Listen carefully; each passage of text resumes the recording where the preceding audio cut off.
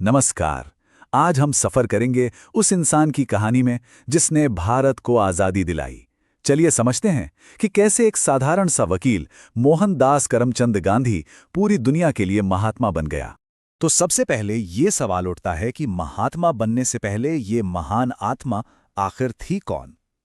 देखिए, उनकी कहानी की शुरुआत उतनी भी असाधारण नहीं थी जितनी हम शायद सोचते हैं। उनका पूरा नाम था मोहनदास करमचंद गांधी। जन्म हुआ 2 अक्टूबर 1869 को गुजरात के पोरबंदर में। उन्होंने लंदन जाकर कानून की पढ़ाई की और 1891 में एक युवा बैरिस्टर बनकर भारत वापस आ गए। उस वक्त तो उनकी कहानी किसी भी दूसरे पढ़े लिखे महत्वाकांक्षी भारतीय नौजवान जैसी ही थी। तो चलिए उनके जीवन के पहले पड़ाव पर एक नज़र डालते हैं जो भारत से उनके जाने के साथ शुरू होता है। साल था 1893, जब वो एक व्यापारी दादा अब्दुल्ला का केस लड़ने के लिए दक्षिण अफ्रीका गए। ऊपर से देखने में तो ये एक सीधा साधा कानूनी काम लगता था, है ना? लेकिन किसी को क्या पता था कि ये सफ़र न सिर्फ उनकी बल्कि पूरी दुनिया की तारीख बदलने वाला है। और यहीं से कहानी एक बिल्कुल नया मोड़ लेती है। दक्षिण अफ्रीका वो भट्टी साबित हुई जहां एक वकील पिघलकर एक एक्टिविस्ट के रूप में ढल गया। जरा सोचिए, गांधी जी प्रेटोरिया जाने वाली एक ट्रेन में बैठे हैं और उनके पास फर्स्ट क्लास का टिकट भी है। मतलब वो कानूनी तौर पर उस डिब्बे में बैठने के पूरे हकदार थे।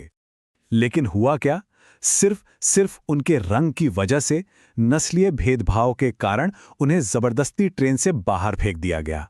ये अन्याय का एक बहुत ही क्रूर और व्यक्तिगत अनुभव था। एक ऐसा पल जिसने सब कुछ बदल दिया। और देखिए, यही वो पल था। एक व्यक्तिगत अपमान ने एक वैश्विक दर्शन को जन्म दिया। उस ठंडी रात में स्टेशन पर बैठे बैठे उन्होंने फैसला किया कि वो इस अन्याय से लड़ेंगे, लेकिन एक बिल्कुल नए तरीके से, सत्य और अहिंसा के दम पर। और उन्होंने सिर्फ सोचा नहीं, उन्होंने काम किया। देखिए, अगले कुछ दशकों में उन्होंने दक्षिण अफ्रीका में भारतीय समुदाय को कैसे जोड़ा। 1894 में नटाल इंडियन कांग्रेस बनाई, 1903 में इंडियन ओपिनियन नाम का अखबार शुरू किया, फिनिक्स आश्रम की स्थापना की और 1906 में पहली बार सत्याग्रह को एक हथियार की तरह इस्तेमाल किया। तो दक्षिण अफ्रीका में अपने तरीकों को आजमाने के बाद गांधी जी भारत लौटे। अब वो तैयार थे अपनी इस नई ताकत को अपनी ही जमीन पर लागू करने के लिए। 9 जनवरी 1915, इस तारीख को याद रखिए। पूरे 21 साल बाद उनकी घर वापसी हुई। आज भी इस दिन को प्रवासी भारतीय दिवस के रूप में मनाया जाता है, जो बताता है कि उनकी वापसी कितनी अहम थी।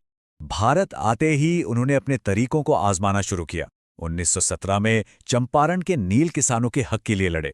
1918 में अहमदाबाद के मिल मजदूरों के लिए, जहां उन्होंने पहली बार भूख हड़ताल का इस्तेमाल किया। और फिर 1919 में दमनकारी रॉलेट एक्ट के खिलाफ पूरे देश में आवाज उठाई। हर बार सत्याग्रह की ताकत साबित हुई। तो ये सत्याग्रह आखिर है क्या चीज? ये सिर्फ चुपचाप विरोध करना नहीं है। नहीं, इसका असली मतलब है सत्य की शक्ति या ट्रूथ फोर्स। ये अन्याय के खिलाफ लड़ने का एक बहुत एक्टिव तरीका है, लेकिन बिना हिंसा के। ये शारीरिक बल पर नैतिक बल की जीत का सिद्धांत है। अब जब छोटे छोटे इलाकों में सफलता मिल चुकी थी, तो वक्त आ गया था कि इस लड़ाई को पूरे देश तक ले जाया जाए। गांधी जी अब सिर्फ एक स्थानीय नेता नहीं, बल्कि पूरे देश की उम्मीद बन रहे थे। और उनकी स्ट्रैटेजी देखिए, कितनी कमाल की थी। उन्होंने एक के बाद एक 3 बड़े राष्ट्रव्यापी आंदोलन खड़े किए। 1920 का असहयोग आंदोलन, 1930 का सविनय अवज्ञा आंदोलन, जिसमें वो प्रसिद्ध नमक मार्च भी शामिल था, और आखिर में 1942 का भारत छोड़ो आंदोलन। हर आंदोलन ने आज़ादी की लौ को और तेज कर दिया। और जैसे जैसे उनका कद बढ़ा, लोगों ने उन्हें अलग अलग नामों से पुकारना शुरू किया। रविंद्रनाथ टैगोर ने उन्हें महात्मा यानी महान आत्मा कहा। सुभाष चंद्र बोस ने उन्हें राष्ट्रपिता और बापू कहकर संबोधित किया। यहां तक कि उनके सबसे बड़े आलोचकों में से एक विंस्टन चर्चिल ने भी उन्हें अर्धनग्न फकीर कहकर एक तरह से उनकी ताकत को मान ही लिया था। और 1942 आते आते ये लड़ाई अपने आखिरी और सबसे निर्णायक दौर में पहुंच चुकी थी। तब गांधी जी का संदेश बिल्कुल साफ और शक्तिशाली था, करो या मरो। ये आज़ादी की लड़ाई का अंतिम बिगुल था। और अब हम कहानी के उस हिस्से में पहुंचते हैं जहां दशकों का संघर्ष अपनी मंजिल पर पहुंचता है और एक ऐसी विरासत जन्म लेती है जो कभी नहीं मिट सकती। 15 अगस्त 1947, भारत आजाद था। वो लक्ष्य जिसके लिए लाखों लोगों ने संघर्ष किया, आखिरकार हासिल हो गया। लेकिन यहाँ एक बहुत बड़ी और कह सकते हैं दर्दनाक बात है। जब सारा देश दिल्ली में आज़ादी का जश्न मना रहा था, तो आज़ादी का वो मसीहा कहाँ था? वो दंगे की आग में जल रहे नुआखाली में थे, हिंदुओं और मुसलमानों के बीच शांति के लिए अनशन कर रहे थे। एक तरफ देश की खुशी थी और दूसरी तरफ उस नेता का दर्द। और आज़ादी मिलने के कुछ ही महीने बाद 30 जनवरी 1948 को दिल्ली में उस इंसान की हत्या कर दी गई जिसने अपनी पूरी जिंदगी अहिंसा के नाम कर दी थी। लेकिन क्या वो सच में चले गए? नहीं, उनकी विरासत आज भी हमारे बीच जिंदा है।